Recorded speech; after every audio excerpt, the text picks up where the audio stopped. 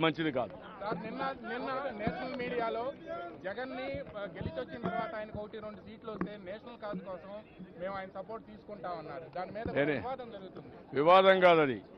ఎవరు ఈ దేశంలో వాళ్ళు ఓడిపోయావని ఒప్పుకొని మళ్ళా వచ్చి ఇక్కడ సపోర్ట్ చేస్తే వాళ్ళ కేసుల మీద రాజీ కాదు.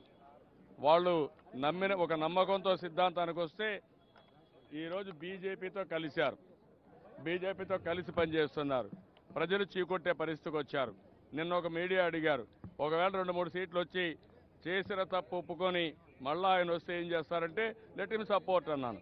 ఆ విషయం మీరు గుర్తుపెట్టుకోవాలి. I'm not welcoming him. వెళ్ళడం కాదు. who will take that corrupt people, that is different issue. Somebody wanted to support, even బీజేపీకి సపోర్ట్ చేశారు, అన్కండిషనల్ గా సపోర్ట్ చేస్తే కండిషనల్ గా పెట్టారు. Nobody can take their support not needed. ఆయన ఇష్టమై వస్తే తీసుకుంటారు. ఇష్టం వస్తే సపోర్ట్ చేసుకుంటూ చేసుకోవచ్చు అని చెప్పాను.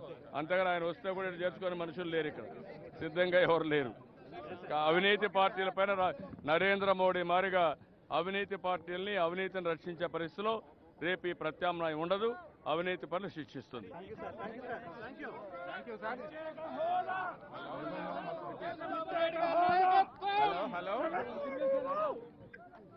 హలో ఏ రమేష్